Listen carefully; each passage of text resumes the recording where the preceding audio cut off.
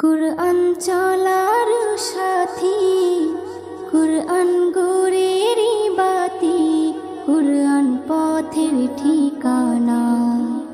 কুরআন চলার সাথী, কুরআন গোরেরি বাতি, কুরআন পথের ঠিকানা। যে জন পড়ে কুরআন খাঁটি হবে তার ঈমান, পাবে আল্লাহর করুণা। কুরআন